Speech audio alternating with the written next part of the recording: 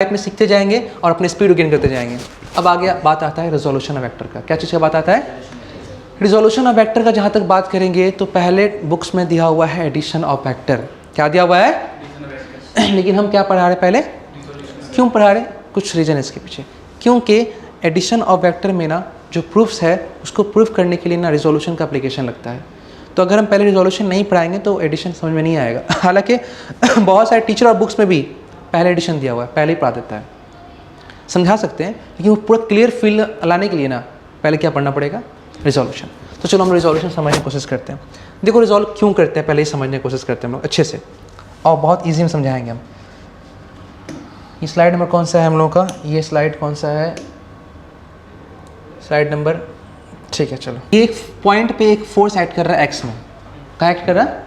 X में, Y में नहीं ऐड कर रहा। तो यहाँ पे एक रिजल्ट आएगा, वो एक्स में ही होगा, वाई तो है ही नहीं, एक ही लग रहा है, रिजल्ट कहाँ चला जाएगा? तो यहाँ पे जो रिजल्ट आएगा वो कहाँ पे होगा? एक्स में होगा, और वो नॉन जीरो होगा, वो जीरो कुछ ना कुछ जो ऐड कर रहा है वो लिखा जाएगा यहाँ पे। लेकिन यहाँ पे वाई के डायरेक्शन में रिजल्ट क्या आ जाएगा? जीरो, है ना? या बोल सकते हैं यहाँ एक कंपोनेंट आएगा जो एक्स में होगा, वाई में कोई कंपोनेंट नहीं होगा। तो इसको बोलेंगे वन डायमेंशनल वेक्टर। क्या हो गया? जो वेक्टर एक ही डायरेक्शन में एक्ट करे, या तो एक्स वाई जेड, तीन कोऑर्डिनेट में से कोई भी एक डायरेक्शन ले ले, बोलेंगे उसको वन डायमेंशनल वेक्टर। क्लियर है? अब मान लो उसी पॉइंट पे अब कोई वेक्टर जो है उसको ऊपर एक्ट कर रहा है। कहाँ एक्ट कर रहा है? ऊपर। कहाँ एक्ट कर रहा है? उसको ऊपर एक्ट कर रहा है, ऊपर एक्ट कर रहा है। तो अब इसका रिजल्ट एक्स में क्या आ जाएगा? एक्स में कोई रिजल्ट आएगा? कुछ भी नहीं। जो भी कंपोनेंट जाएगा कहाँ जाएगा? तो अब जो यहाँ पे एक रिजल्ट कंपोनेंट होगा वो कहाँ पे होगा? वाई में होगा, अब वो नॉन जीरो होगा। कुछ ना कुछ वैल्यू जो आएगा देगा, जो लेंथ देगा, वेलोसिटी तो वेलोसिटी, फोर्स है तो फोर्स, कुछ भी हो सकता है। अब देखो, अब ये उसी पॉइंट पे अब ये एरो ऐसे ऐड कर रहा, ऐसे, जेड नहीं है ये, इसका ये वन डायमेंशन वेक्टर, ये भी वन डायमेंशन वेक्टर, और इसमें दो काम हो रहा है। इसका इस वेक्टर का इफेक्ट दो तरीके से है। तुम गौर करो, ये सिर्फ कहाँ प्रोसीड कर रहा? ये सिर्फ कहाँ प्रोसीड कर रहा? एक्स में। कहाँ प्रोसीड कर रहा? एक्स में। देखो एक्स में प्रोसीड कर रहा है धीरे धीरे। इसका प्लॉटिंग कहाँ हो रहा है? सिर्फ। और इसका प्लॉटिंग कहाँ हो रहा है? सिर्फ वाई एक्सिस में। इसका प्लॉटिंग देखो ऐसा कुछ हो रहा है, ऐसा ना? हाँ, मतलब आगे भी बढ़ रहा और ऊपर भी जा रहा है। देखो इतना आगे गया, इतना ऊपर गया, इतना ऊपर गया, इतना आगे गया, इतना ऊपर गया, इतना आगे गया। तो ये एक साथ दो काम कर रहा है ना? एक साथ क्या कर रहा है? दो काम कर रहा है, आगे भी जाने का और ऊपर भी जाने का। मतलब इसका मतलब ये हो गया कि इसके पास दो कंपोनेंट है। ये अपना इफेक्ट एक्स में भी लगा रहा है और इफेक्ट वाई में भी लगा रहा है, दोनों जगह लगा रहा है ना, एक्स में भी और वाई में भी। तो इसके पास कहीं ना कहीं अब दो कंपोनेंट होगा, ये अपना इफेक्ट एक्स में भी देगा और इसका। अब हमको रिजल्ट नज़र आ रहा है, लेकिन एक्स में कितना है पता नहीं चल रहा है, वाई में कितना है पता नहीं चल रहा है। इस बात को समझाने के लिए हम तुमको एक और बेहतरीन एग्जाम्पल देते हैं, वो समझो अब। वो होता है ना चिड़िया मारने वाला, जिसको हम लोग हिंदी में गुलेल बोलते हैं। गुलेल बोलते हैं ना? क्या होता है समझो बात को, फील करो। क्या सीख जाओगे? सीखने के लिए ना थ्योरी का ज़्यादा ज़रूरत नहीं है, प्रैक्टिकल केसेस के साथ कोऑर्डिनेट करो, फिर उसके साथ थ्योरी अप्लाई कर दो, फिर इसको न्यूमेरिकल में डाल करके क्या बना दो, उसका क्वेश्चन बना दो। बस यही कहानी है, ठीक है? वो गुलेल के अंदर छोटा सा पट्टी होता है, उसको एक दो लकड़ी का रबड़ कैसे घिसते हैं हम लोग, ऐसे घिंच के छोड़ते हैं तो फिर स्टोन चला जाता है। छोड़ने के बाद जाता है, छोड़ने के पहले नहीं जाता है। और इसको यहाँ तक पकड़ के रखना है तो उसके लिए मुझे बैलेंस करना पड़ता है। बहुत ज़्यादा खींचोगे तो और आते ही रहेगा, टूट भी सकता है। तो एक टाइम पे हमें फोर्स को रोक देना पड़ता है कि अब इससे मत बढ़ाओ, यहीं पे रोक दो, क्योंकि इतना ही खींच के मारना है। बहुत जोर से खींच के मारना है तो और खींच के मारेगा, तो एक कंडीशन होता है। लेकिन एक टाइम पर रुकना पड़ता है कहीं ना कहीं पे। तो होता क्या है, गुलेल का पट्टी के अंदर तुम लोग रख देते हो स्टोन, जिससे तुमको किसी बर्ड या किसी चीज़ को मारना है, और पीछे से घिसते हो एक फोर्स लगा करके। पीछे से क्या करते हो? घिसते एक फोर्स लगा करके। सपोज करो तुम यहाँ से फोर्स तुम लगा रहे हो, मतलब इसको हम 3 मान लिए, थर्ड पार्टी जो एजेंट है, जो खींचने वाला थर्ड पार्टी मान लिए। और रबर जो है ना वो टाइट हो रहा है। रबर क्या हो रहा है? तो रबर भी खींचाएगा ना, रबर भी क्या हो रहा है? धीरे धीरे पुल हो रहा है। पीछे खींचो, यहाँ पे एक लकड़ी लगा हुआ है, लकड़ी को हम नहीं दिखा रहे, सिर्फ रबर को दिखा रहे हैं। रबर, अब ये रबर भी खींच रहा है इस स्टोन को, ये भी खींच रहा। चलो मान लो ये खींच रहा है F1 फोर्स से और ये खींच रहा F2 फोर्स से। तुम एज ए वेक्टर तुम इसके ऊपर एरो लगा सकते हो, कि हम बता चुके हैं वेक्टर के ऊपर एक पहचान बनाने के लिए हम लिख सकते हैं कि वेक्टर। तो इस स्टोन के ऊपर तीन फोर्स वेक्टर एक्ट कर रहा है इस स्टोन के ऊपर, और ये ऑटोमेटिकली ओरिएंटेड डायग्राम है, मतलब ओरिएंट करने की जरूरत नहीं है। पॉइंट कहाँ पर है? यहाँ पर है। इसका भी टेल और इसका भी। तो पहले से क्या है? ओरिएंटेड है। तो ये देखो इस ओरिएंटेशन से कितना खूबसूरत लग रहा है ना कि वो इसको इधर खींच रहा, ये इसको इधर खींच रहा, हम इसको, चूँकि ये ओरिएंट किया हुआ डायग्राम में ज़्यादा समझ में आ रहा है हम लोग को, नहीं किया तो फिर हमको मिलाना पड़ता है ना। अब क्या हो रहा है कि अब मेरा एक छोटा सा सवाल है, तो जस्ट प्रैक्टिकल फील कराने के लिए, क्या ये दोनों फोर्स का वैल्यू सेम होगा? देखो डायरेक्शन के हिसाब से तो अलग हो गया, अगर बात करें एज अ वेक्टर तो वैल्यू अगर सेम भी है, हम मान रहे हैं, हम क्या लिख रहे हैं, इफ अगर लेट कर लेते हैं F1 का वैल्यू जो है किसके इक्वल है, F2 के इक्वल है, तो भी F1 वेक्टर जो है F2 वेक्टर के इक्वल नहीं होगा। वैल्यू तो सेम है इन लोगों का, लेकिन डायरेक्शन क्या है, डायरेक्शन अलग है।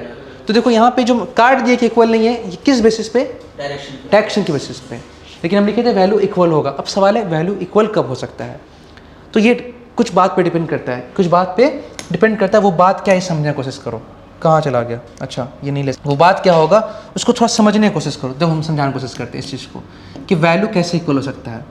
पहला बात कि मटेरियल रबर का सेम हो, एक मोटा एक पतला ना हो, मोटा रबर ज़्यादा टाइट खींचेगा, पतला रबर थोड़ा कम खींचेगा, ये हो गया। अब अगर मान लो कि मटेरियल सेम भी है, दोनों मटेरियल क्या है, सेम है, दोनों का थिकनेस भी क्या है, सेम है, एकदम बराबर से खींचो, सिमेट्रिकल, तो ऐसे तिरछा कर दोगे तो ये वाला जो है ना, इसका दूरी यहाँ से ज़्यादा हो जाएगा और यहाँ दूरी क्या है, कम हो जाएगा। तो जिसका दूरी ज़्यादा होगा वो ज़्यादा इलॉन्गेट होगा, तो ज़्यादा जोर से खींचेगा। इसका मतलब कि ऐसा इक्वल फोर्स करने के लिए तुमको सेम मटेरियल चाहिए, और मटेरियल सेम के साथ सिमेट्रिकल, क्या समझिए, एकदम सिमेट्रिकल ओरिएंटेशन, एकदम बराबरी का, ना कहीं ज़्यादा नहीं कम। क्लियर है ना, तो बस में ना, तो ये क्या होना चाहिए, इसके अंदर कंडीशन क्या आ जाएगा कि सिमेट्रिकल होना चाहिए, जो तुम पुल कर रहे हो वो सिमेट्रिक होना चाहिए, ठीक है, ट्रिकल। और साथ में मटेरियल क्या होना चाहिए, मटेरियल सेम होना चाहिए, क्या होना चाहिए, सेम। तो ये केस आ जाएगा। और चलो ये केस, ये क्वेश्चन आउट ऑफ सिलेबस का बात था, बता दिया, लेकिन कहीं ना क्वेश्चन में सब अप्लाई आता है। जब आगे जब क्वेश्चन बनाओगे, न्यूमेरिकल बनाओगे ना, तो ये सब चीज़ें दिमाग में आता रहेगा ना, तो क्वेश्चन को रिलेट कर पाओगे। क्लियर है, आगे आते हैं। अब क्या हो गया कि तुम ऐसे खींच दिए, अब इनके बीच में देखो एक एंगल बन रहा होगा, इस एंगल से तुम पता चल जाएगा कौन फोर्स किधर एक्ट कर रहा है ना, बन गया। अच्छा अभी तुम अगर बोलोगे, देखो अभी हम बात कर रहे हैं, जस्ट स्टार्ट कर रहे हैं बात, इस स्टोन पे कितना फोर्स एक्ट कर रहा है, तीनों को उस पर दिखाओ, उस स्टोन के ऊपर तीनों फोर्स को जोड़ो, वो ऐड कर रहा है, वो ऐड कर रहा है, सब मिला के एक रिजल्ट आएगा। तो इस पॉइंट ओ के ऊपर या इस स्टोन के ऊपर F1 अपना वैल्यू ऐड कर रहा है, साथ में अपना डायरेक्शन भी, प्लस F2 अपना मैग्नीट्यूड ऐड कर रहा है और साथ में अपना डायरेक्शन भी, साथ में F3 भी अपना क्या ऐड कर रहा है, F3 भी अपना क्या ऐड कर रहा है, मैग्नीट्यूड ऐड कर रहा और साथ में डायरेक्शन भी। लेकिन ये सब होने के बाद भी ऐसे रुका हुआ है, अभी हम छोड़े नहीं हाथ से, तो नेट फोर्स क्या है इसके ऊपर, 0। नेट फोर्स क्या है इसके ऊपर, 6 PM। ठीक है, क्या है रिजल्ट, क्या आ रहा है, स्टोन तो रुका हुआ है, सब मिला के नेट फोर्स क्या हो गया, बस सारा वैल्यू डायरेक्शन मिला करके ऐड करके क्या आ गया। दुनिया में कभी चीज़ देखे हो कि ये 10 और 30 या 40 मिला के 0 आ जाए, लेकिन यहाँ वेक्टर में आता है कि वो डायरेक्शन कैंसिल करता है। तो एडिशन में भी माइनस होता है, यहाँ पे एडिशन में भी यहाँ पे क्या होता है, भले वैल्यू माइनस हो रहा हो लेकिन वेक्टर तो ऐड ही हुआ है। अभी काउंसिलिंग किया है, ठीक है, हम इसको एडिट करना पड़ेगा, हमको बोल दिए काउंसिलिंग किया है, वेक्टर पढ़ के आया पूरा, उसको पता नहीं है कि ये एडिशन है क्या सब्सट्रैक्शन है। ठीक है एक बच्चा आया है अभी, ठीक है, टॉपर है, 95-98% है, ठीक है, लेकिन नहीं पता है, वेक्टर पूरा पढ़ लिया है, 3rd चैप्टर में चला गया है, उसको ही पता नहीं ओरिएंटेशन में क्या, ओरिएंटेशन का मतलब क्या होता है। जबकि बच्चा पढ़ा, उसको बुक का सारा जानता है, डॉट परेड equal to AB cos theta इसको पता है, लेकिन क्यों AB cos थीटा नहीं पता है, बोला सब्सट्रैक्शन होता ही नहीं है, सब्सट्रैक्शन होता भी है तो उसका एप्लीकेशन पता ही नहीं है, तो क्या होगा, कुछ होगा नहीं होगा। तो चाहे कोई भी हो, चाहे वो बड़ा इमारत हो या छोटा इमारत हो, एजुकेशन का मतलब मकसद जो है ना, वो इमारत से नहीं है या फिर किसी चीज़ से नहीं है, कंप्लीटली पढ़ो तभी अप्लाई होगा। तुम टॉपर रहो या जो भी रहो, तुम्हारा कंसेप्ट क्लियर रहेगा ना, फास्ट भागेगा। घर जाके मेहनत करो, जो करना है दिन रात एक करो। तो अभी यहाँ पे देख, सब मिला के क्या आ गया, 0। देखो भले ही इसके अंदर अपने वैल्यूज़ का ये लोग क्या कर रहा है, सब्सट्रैक्शन किया होगा, माइनस किया होगा, लेकिन वेक्टर तो क्या हुआ है, ऐड ही हुआ है। फिजिक्स में वेक्टर का मतलब होता, एडिशन का मतलब होता है, फिजिक्स में वेक्टर के एडिशन का मतलब होता है कि सबको उसके ऊपर दिखा देना, सब मिलके उसके ऊपर कितना एक्ट कर रहा है। वेलोसिटी है तो वेलोसिटी, फोर्स है तो फोर्स, जो भी है उसी का नाम क्या है, एडिशन है। भले ही वैल्यू में क्या हो रहा हो, माइनस हो रहा हो, इसका मतलब नहीं है, लेकिन उसके मैग्नीट्यूड और डायरेक्शन का क्या किया हम लोग, एडिशन ही किए थे। डायरेक्शन वाइज वो कैंसिल कर गया, लेकिन हम लोग उसको क्या किया, उसके ऊपर ऐड किए थे, उसको दिखाया था ये भी ऐड कर रहे हैं, सब मिला क्या आ गया 0। अब बात समझ, गौर करें यहाँ पे, हम एक चीज़ लिखते हैं यहाँ पे, देख ये उधर जाएगा तो माइनस हो जाएगा, -f1 -f2, हम माइनस कॉमन निकाल दिए, -f1 -f2 माइनस कॉमन निकाल दिए तो अंदर क्या बचेगा, f1 + f2 हो जाएगा, माइनस कॉमन निकाल दिए। तुम गौर कर, ये क्वेश्चन वो कुछ बात बता रहा है, बोला f3 का जो वैल्यू होगा वो f1 + f2 के इक्वल होगा, f3 का जो वैल्यू होगा वो f1 + f2 के इक्वल होगा, लेकिन डायरेक्शन अपोजिट होगा। f3 f1 को जो जोड़ के आएगा, तो चलो f1 प्लस, अब इसको अलग देखते हैं, देखो अब f1 + f2 को जोड़ के मान लो कि रिजल्ट आ गया f नेट, क्या आ गया f नेट, ये किसका लाया हम लोग, अभी तीन को नहीं जोड़े, अब सिर्फ 2 का बात कर रहे हैं, अब 2 का बात कर रहे हैं ना, तो हम क्या बोलेंगे, इसको ऐसे यहाँ साइड लिखते हैं कि f1 अपना वैल्यू डायरेक्शन ऐड किया स्टोन पे, साथ में f2 भी अपना वैल्यू और क्या ऐड किया, डायरेक्शन ऐड किया, तो ये दोनों मिल के इस स्टोन के ऊपर एक नेट फोर्स बनाया, छोड़ देंगे तो इधर भाग जाएगा ना, छोड़ दो भाग जाएगा, तो f1 + f2 का एक नेट फोर्स आएगा, ये दोनों ऐड हो क्या आया ना, और इसी नेट फोर्स से वो स्टोन क्या करेगा, मूव करेगा। लेकिन अगर इसी नेट फोर्स को भी कैंसिल कर दिया जाए, उसके इक्वल वैल्यू लगा करके अपोजिट डायरेक्शन में, तो नेट फोर्स फिर क्या आ जाएगा, 0 हो जाएगा। तो यहाँ पे क्या है, इसका क्या डाल दिया, f नेट आ गया, क्या आ गया f नेट।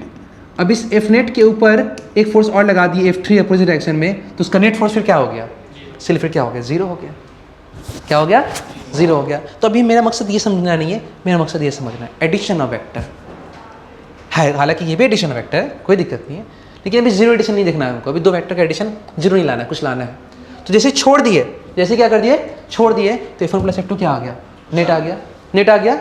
अब ये नेट फोर्स जो तुम लिख रहे हो, देखो f1 और f2 जोड़े हो, f1 और f2 तुम ऐड कर रहे हो, दोनों मिला करके तो क्या आ गया, ये एक रिजल्ट आ गया ना, ये रिजल्ट है, ये क्या है, ये रिजल्ट है क्या चीज़ का, एडिशन का, क्या चीज़ का, एडिशन का, तो ये एडिशन है। अब उल्टा करो, सपोज तुमको f नेट दे दिया है, पूछेगा बताओ f1 f2 कितना है, कंपोनेंट बताओ, कंपोनेंट पता था तो तुम रिजल्ट ला दिए, अब रिजल्ट दिया है कंपोनेंट लाओ, तो अब तोड़ के निकालना होगा ना, कि दोनों तो उसके अंदर जुड़ा हुआ है, तोड़ के उसको निकालना पड़ेगा, दिस इज कॉल्ड रिजोल्यूशन, बस में है ना। तो अभी यहाँ पर f नेट से वापस इसके कंपोनेंट्स को लाना इज कॉल्ड रिजोल्यूशन। लाएंगे, सिखाएंगे, वही तो सीखने वाले हैं, हम लोग, क्लियर है।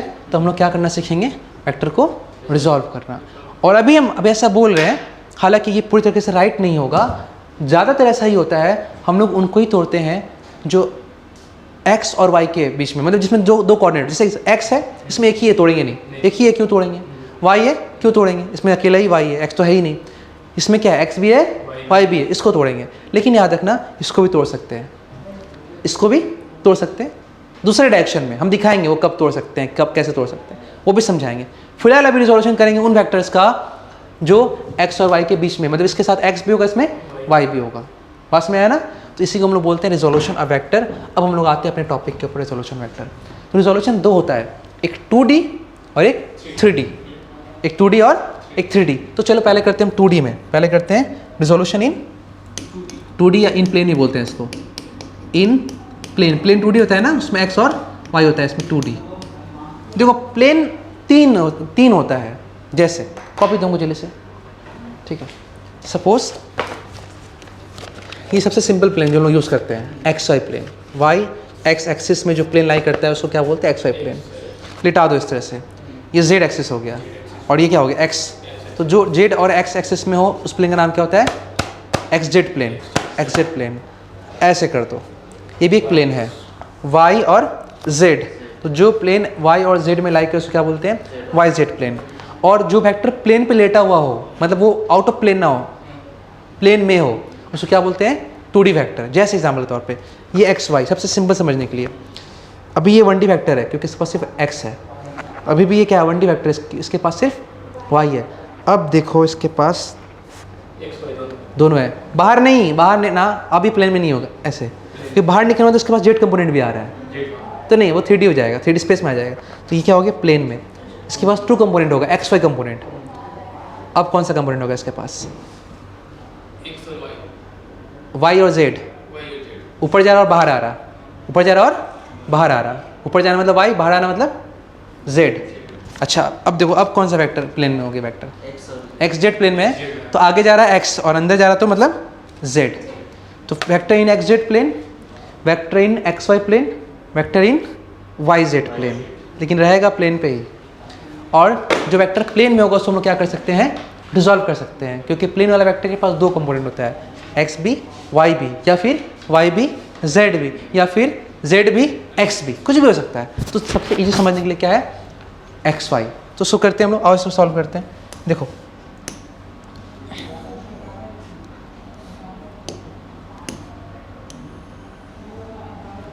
ठीक है, ये हो गया। चलो देखो समझो बात को अच्छे से, एकदम क्लियर कर लो इस चीज़ को।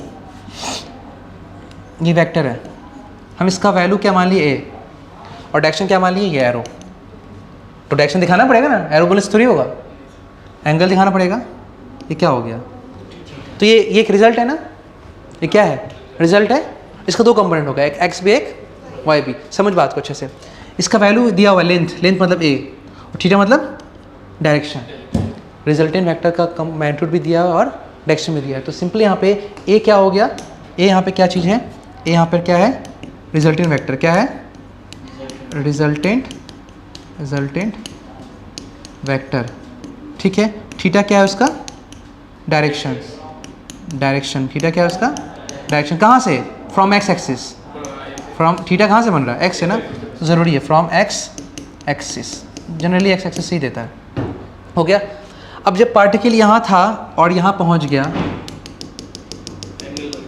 कितना आगे आया, यहाँ से यहाँ तक कितना आगे आया, ये उसका एक्स कंपोनेंट। कितना ऊपर गया,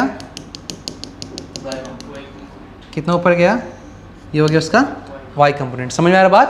तो इसके अंदर दो कंपोनेंट है, इसका एक हिस्सा है वेक्टर अलोंग एक्स एक्सिस, एक कंपोनेंट अलोंग एक्स, ये भी एक वेक्टर है, और एक कंपोनेंट अलोंग वाई। इन दोनों को जोड़ने से फिर से क्या आ जाएगा, और तोड़ने से फिर से एक्स है वाई। तो अभी ए और थीटा पता है, एक्स और वाई कंपोनेंट पता करना है। अब बहुत है उसको ए इंटू एक्स समझता है, नहीं, ए बेस में है, स्क्वायर करने से ना ए स्क्वायर एक्स स्क्वायर लिखता है बहुत लोग।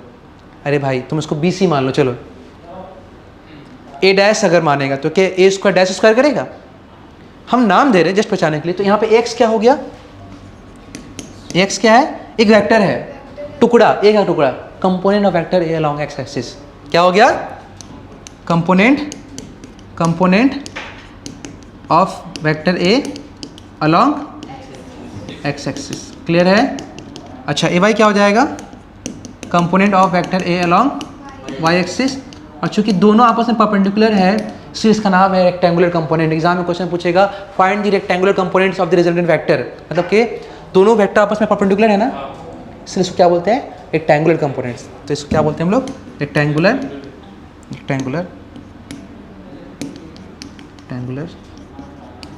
कंपोनेंट। क्लियर है, रेक्टेंगुलर कंपोनेंट्स, कोई दिक्कत नहीं है। तो चलो अब एक के बदले में, तो टूट गया ना, ए तो अब नहीं है, एक के बदले में कौन है, एक्स और ए वाई। अब हम लोग को निकालना है कि एक्स वाई कितना होगा, एक्स ए वाई कितना होगा। तो भाई ए एक्स कंपोनेंट वेक्टर है, क्योंकि वेक्टर का टुकड़ा भी क्या होगा, तो आदमी का बच्चा तो आदमी ही होगा ना, सो थोड़ी एलियन थोड़ी होगा। ठीक है, तो इसका मतलब कि एक्स के पास मैग्नीट्यूड भी होगा और डायरेक्शन भी होगा। डायरेक्शन तो मेरे को पहले से पता है, एक्स की तरफ है, वाई की तरफ। सिर्फ क्या निकालना, वैल्यू। अब एक्स का वैल्यू निकालने के लिए तुम क्या कैसे निकालोगे, एक्स का वैल्यू तुम बताओ, एक्स का वैल्यू तुम कैसे निकालोगे, और क्या निकालोगे वैल्यू निकल जाए, क्या निकाला जाए कि वैल्यू निकल जाए, लेंथ। क्योंकि वेक्टर का लेंथ क्या होता है, वेक्टर का मैग्नीट्यूड होता है। और हम ये भी बता रहे तुमको कि सारा लोचा कौन क्रिएट कर रहा है।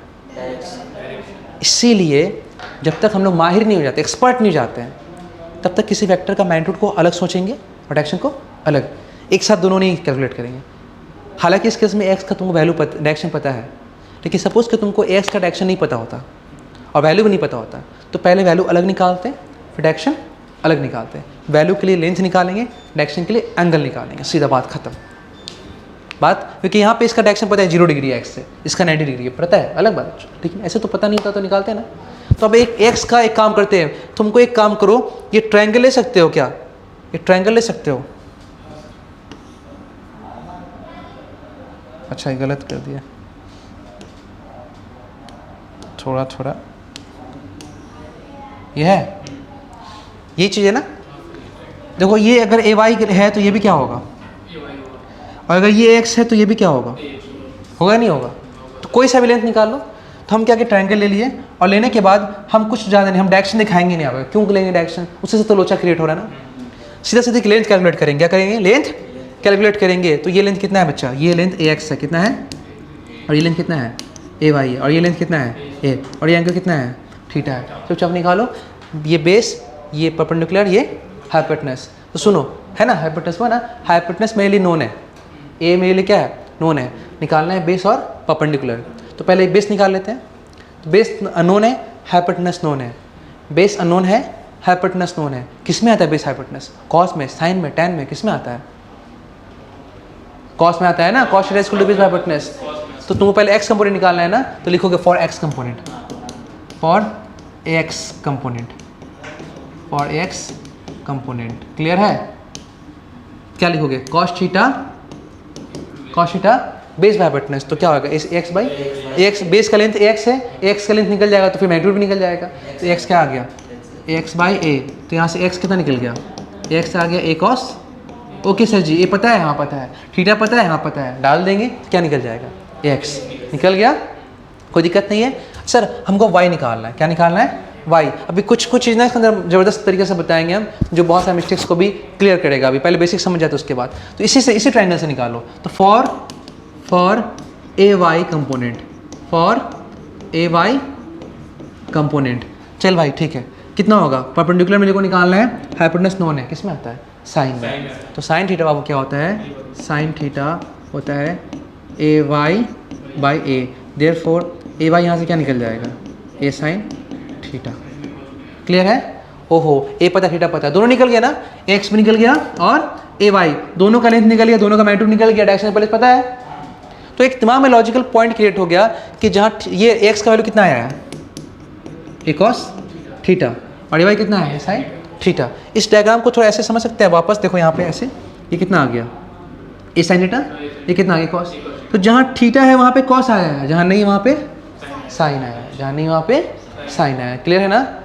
अब अगर यहाँ थीटा तो यहाँ क्या आता, कॉस आता है ना। इस हिसाब से तुमको एक चीज़ सिखाते हैं, वो और देखो और क्लियर कर देगा। जहाँ कॉस है, जहाँ थीटा है वहाँ क्या लिखेंगे, कॉस, जहाँ नहीं वहाँ पे क्या लिखेंगे, साइन। चलो इसको देखते हैं आगे। देखो सपोज कर लो ये वाई एक्सिस, ये एक्स एक्सिस, और ये वेक्टर है, इसको हम डी मान लिए, या फिर इसको मान लो बी मान लिए, क्या मान लिए, बी। और ये 30 है, कितना है, 30 है। तो ये क्या होगा, बी कॉस 30, जहाँ एंगल वहाँ क्या होता है, और यहाँ नहीं है तो बी साइन 30। ठीक है, ओके सर, क्लियर हो गया। अच्छा मान लो ये बी है, तो ये 30, तो ये 60 भी हो सकता है। तो यहाँ से अब इससे आंसर क्या आएगा, बी कॉस 60, बी कॉस 60, और ये क्या आएगा, बी साइन 60। लेकिन दोनों का आंसर सेम ही होगा, 30 से निकालो या 60 से। यहाँ 30 से किया, यहाँ किसे किया, यहाँ देखो साइन, यहाँ कॉस है, लेकिन साइन 30 और कॉस 60 की वैल्यू क्या होता है, सेम। साइन 30 भी हाफ होता है, कॉस 60 भी क्या होता है, हाफ होता है। कॉस 30 भी होता है √3/2, साइन 60 भी क्या होता है, √3/2। दोनों आंसर क्या है, सेम। अब सर नहीं, हमको ऐसा नहीं, हमको ऐसा नहीं, हमको अब ऐसे करना है सर, हम दोनों लेके करेंगे, कर दोनों लेके। ये कितना ले लिया, 60, और ये कितना ले लिया, 30। अब इधर है तो इधर भी कॉस, उधर आएगा तो उधर भी कॉस। तो अब इसको अगर ये बी है तो ये क्या लिखेगा, बी कॉस 60, और ये क्या लिखेगा, बी साइन 60। साइन लिखेंगे तो क्या लिखेंगे, 60 लिखेंगे। लेकिन अगर 30 से लिखेंगे तो क्या लिखेंगे, हाँ तो क्या लिखेंगे, बी कॉस 30। अब देखो दोनों कॉस कर दिए इसमें, ये टेक्निक हो गया, समझ आया ना। लेकिन सबका आंसर क्या आएगा, सेम ही आएगा। हम बताए जिस साइड एंगल रहेगा उस साइड से अगर करोगे तो कॉस, उसके अपोजिट से रहेगा उसी एंगल से फिर जाओगे तो क्या हो जाएगा, साइन। ठीक है, बात में आया ना, क्या बोले हम, क्लियर है। चलो ठीक है, इसको नोट करो फटाफट, समझ गए, दो मोड़ दो। ठीक है, तो सुनो अब एक काम करते हैं, ये निकल गया मेरा रिजोल्यूशन का। अब इसको एक पॉइंट पे हम लोकेट करके समझा देते हैं फाइनली।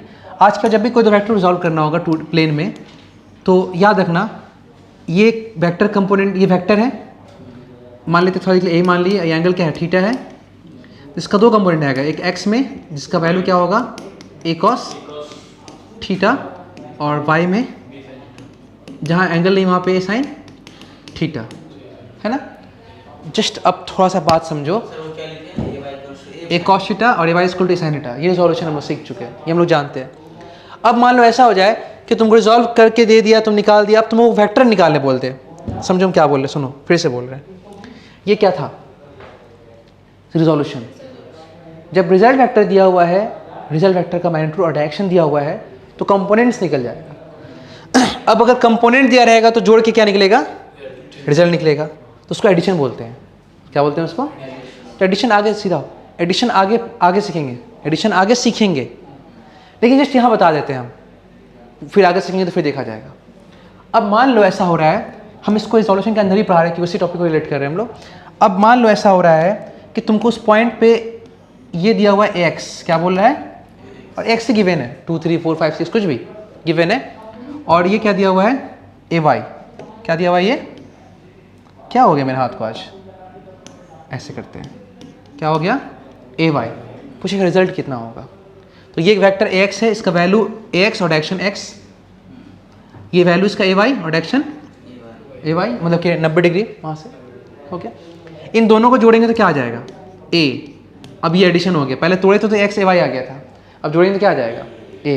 तो वेक्टर फॉर्म में क्या बोलेंगे कि इस पॉइंट पे दो वेक्टर ऐड कर रहा है, एक ax अपना वैल्यू और डायरेक्शन, साथ ही साथ इस पॉइंट पे ay भी अपना वैल्यू ऐड कर रहा है और मैं साथ में डायरेक्शन, दोनों को जब मिलाया तो क्या आ गया, एक रिजल्ट वेक्टर आ गया। क्या आ गया, एक रिजल्ट वेक्टर, क्या आ गया, एक रिजल्ट वेक्टर,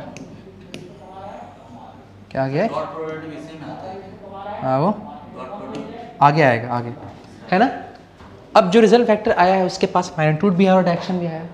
जो रिजल्ट वेक्टर आया है तुमको समझ आ रहा है, उसके पास मैग्नीट्यूड भी आया है, उसका लेंथ उसका मैग्नीट्यूड होगा, उसका एंगल उसका क्या होगा, लेकिन इस बार एंगल पता नहीं, इस बार निकालना होगा, ए पता नहीं, ए का लेंथ भी, तो ax ay जोड़े तो a आ गया। इसके अंदर दो चीज़ आया बच्चा, दो चीज़ आया है, एक इसके अंदर इसका मैग्नीट्यूड आया है, ठीक है, इसके अंदर इसका क्या आया है, मैग्नीट्यूड आया है, और दूसरा a का क्या आया है।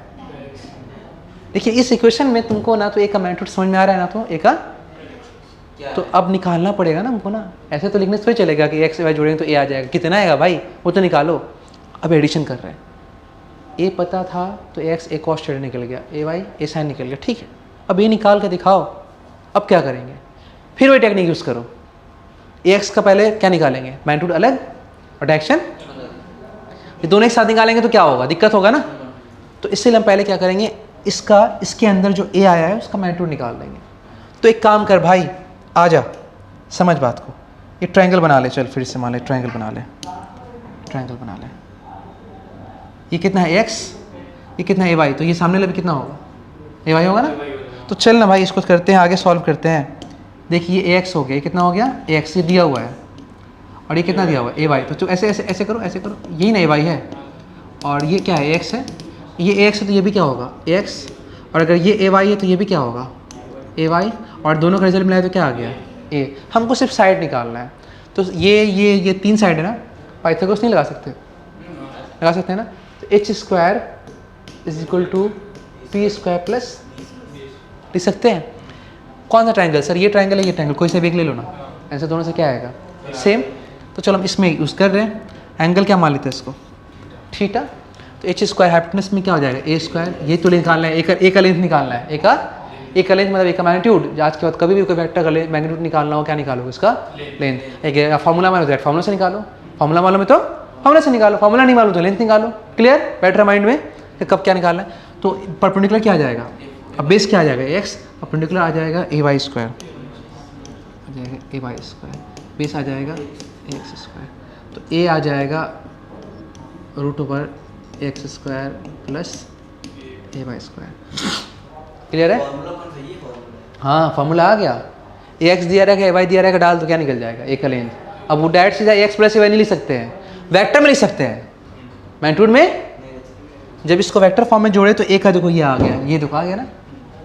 तो ये जो फॉर्मूला होगी इससे तुम क्या करोगे, निकालोगे क्या चीज़, मैग्नीट्यूड, क्या निकालोगे इससे, किसका, वेक्टर ए का, किसका, लिख दे रहे, सब लिख दे रहे, ठीक है, किसका, ए का। तो ये जो मैग्नीट्यूड निकालने का बात उठा था हम लोग का यहाँ से, ये जो उठा था बात यहाँ से, ये मैग्नीट्यूड निकालने का, हट नहीं यार मेरे पास से, ये मैग्नीट्यूड इस फॉर्मूला से निकल जाएगा। समझा बात? क्लियर है? क्या निकालोगे? मैग्नीट्यूड। क्या निकालोगे? लेकिन कब जब दो वेक्टर परपेंडिकुलर डिग्री होगा, एक्स ए वाई, दूसरा के लिए नहीं। कोई भी दो वेक्टर परपेंडिकुलर होगा, एक वेक्टर का स्क्वायर प्लस दूसरे वेक्टर का स्क्वायर। 3 और 2 है तो 3 का स्क्वायर 2 का स्क्वायर, 3 और 4 है तो 3 का स्क्वायर 4 का स्क्वायर। ये फॉर्मूला एडिशन का रिजल्ट निकालने के लिए तुम तभी लगा सकते हो जब दो वेक्टर आपस में क्या होगा, तो कंडीशन इसके साथ लग गया ना। कंडीशन क्या लग गया इसके साथ? कंडीशन लग गया when both vector perpendicular to each other. तो कंडीशन क्या आ गया? कंडीशन हो गया when both the components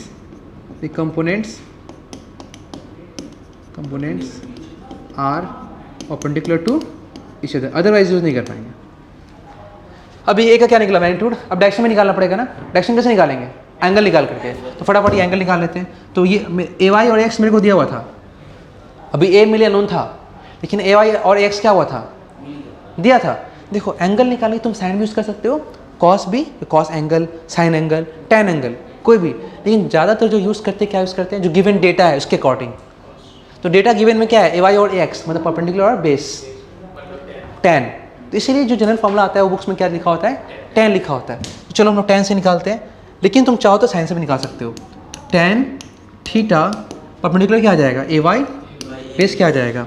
A x. भाई मेरे को से टेन 30 फॉर एग्जाम्पल, टेन 30, तो डायरेक्शन टेन 30 है, 30 है, 30 है ना। डायरेक्शन टेन 30 नहीं है, 30 है। एंगल डायरेक्शन होता है, टेन 30 डायरेक्शन नहीं होता है, 30 एंगल। क्यों? टेन 30 की वैल्यू कितना होता है? 1/√3। 1/√3 डायरेक्शन थोड़ी होता है, 1/√3 एंगल थोड़ी होता है। समझे बात ना?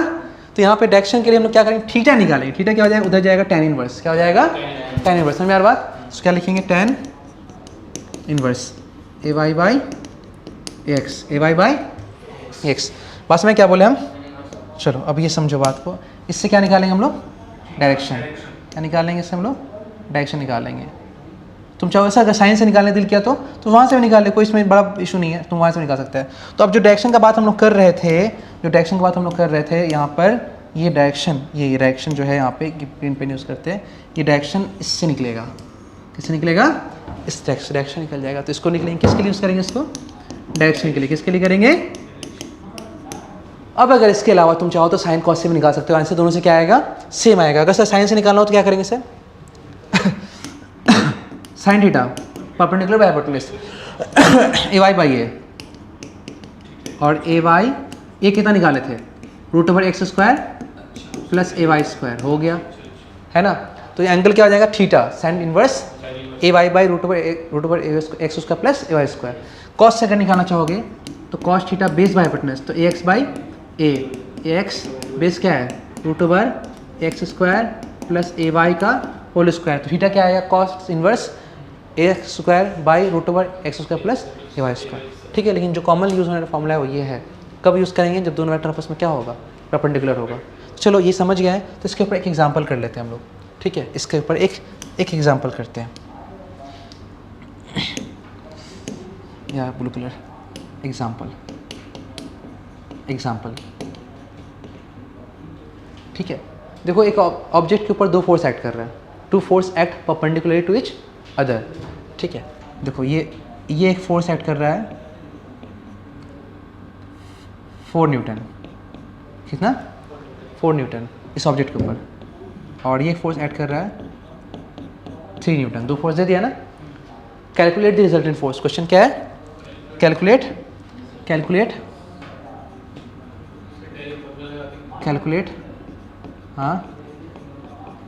हाँ कैलकुलेट रिजल्टेंट फोर्स। अब देखो यहाँ पे ये नहीं बोला कि फोर्स का मैग्नीट्यूड के डायरेक्शन।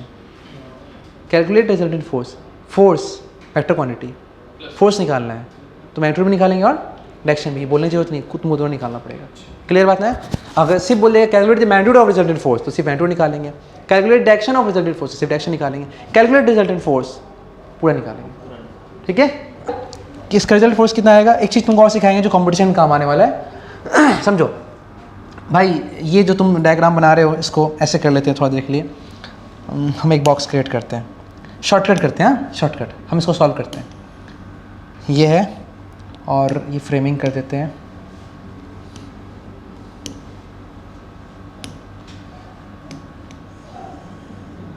मेरा हाथ आज बहुत ज़्यादा तेज़ी से काँप रहा है, मालूम है, कोई भी चीज़ मेरे निशाने पे नहीं लग रहा है। चल अब इसीलिए तो डिवाइस यूज़ करते हैं वो ना। और मशीन के अंदर एक्यूरेसी ज़्यादा होता है इंसान के मुकाबले। आओ भाई, ये कितना है 3, तो ये भी कितना हो जाएगा 3। हम एक लॉजिक सिखा दे रहे हैं कि डबल 2 in 1 गेम हो जाएगा। ये कितना है 4, तो ये कितना हो जाएगा 4। पाइथागोरस लगाओगे, रिजल्ट का फॉर्मूला क्या है, ए का फॉर्मूला √x² प्लस ay²। तो x में कौन है 4 का स्क्वायर 16, ay में y कौन हो जाएगा 3 का स्क्वायर 9, 3 का स्क्वायर 9। हम बोले थे ना अगर दो वेक्टर आपस में परपेंडिकुलर है तो ये फॉर्मूला यूज़ कर सकते हैं, किए हैं, ठीक है, परपेंडिकुलर है इसलिए। 16 9 25 का √5, तो रिजल्टेंट फोर्स कितना आ जाएगा 5 न्यूटन। कितना आ जाएगा 5 न्यूटन, तो ये 5 आ गया, चलो ठीक है, ये 5 है, ठीक है, कोई दिक्कत नहीं है। अच्छा ये एंगल कितना आएगा, रिजल्टेंट फोर्स का एंगल कितना होगा, तो ये देखना है हम लोग को। तो ये थीटा निकालना है हम लोग को, क्या है थीटा निकालना है। थीटा क्या लिखिए, tan theta is equal to perpendicular by base, perpendicular by perpendicular 3 आ गया, बेस कितना आ गया 4 आ गया। हमको tan थीटा नहीं चाहिए, थीटा चाहिए। थीटा इज इक्वल टू क्या लिखेंगे, tan इनवर्स 3/4, tan इनवर्स 3/4। अब इंसान तो इसको 3/4 कैलकुलेट नहीं कर सकता ना, कैलकुलेटर लगेगा। कैलकुलेटर क्लिक करोगे, लिखना शिफ्ट tan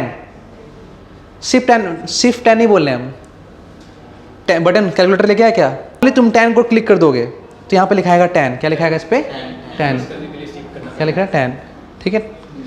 तुम देख लो, तुम भी देख लो, देख लिया, ले देख ले भाई, देख ले कितना नज़र आ रहा है, tan नज़र आ रहा है। अच्छा उसके बाद देख, हमको लिखना है tan इनवर्स, तो क्या करेंगे, यहाँ पे एक बटन है शिफ्ट का, शिफ्ट बटन क्लिक करेंगे, उसके बाद tan क्लिक कर देंगे तो लिखा जाएगा tan इनवर्स, ऐसा जैसा लिखा बिल्कुल वैसा दिखाएगा, ठीक है। मालूम नहीं लाइट वहाँ दिख रहा है कि नहीं दिख रहा है, ठीक है, दिख जाएगा तुमको tan इनवर्स। अब ब्रैकेट क्लोज करोगे, जैसे ब्रैकेट दिया हुआ है, अंदर 3/4 करेंगे, ब्रैकेट क्लोज करेंगे, फिर इक्वल टू लिखेंगे, तो ये आया 36.86, कितना आया, तो लगभग हो गया 37 डिग्री, कितना हो गया लगभग, कैलकुलेटर तो फिर ऐसे ही आंसर लिखते हैं। लेकिन अब तुमको क्या बोले, याद कर जाओ, क्योंकि ये कॉमनली आजकल पूछ रहा है, बहुत ट्रेंड में है, हाँ ट्रेंड में है। जब भी रेशियो 3/4 जैसे 6 और 8 और 10, बस में ना 3:4 आ जाती 5 हो गई, मान लो कि 6 और 8, उसके बाद मान लो क्या हो गया 9 और 12, सबका रेशियो क्या है 3/4, तो एंगल में से यहाँ क्या बनेगा 37। इससे एक फ़ायदा ये होगा कि तुमको कई बार तुमको sin 30 sin 60 का वैल्यू पता है, लेकिन sin 37 क्या है, tan 37 क्या है, cos 37 का वैल्यू क्या है, फिर 53 का वैल्यू क्या पता नहीं है, तो यहाँ से निकल जाएगा। कैसे, देखो ऐसे, ये कितना आ गया 37, तो चलो पहले करते हैं, तो ये कितना आ जाएगा 53 होगा ना।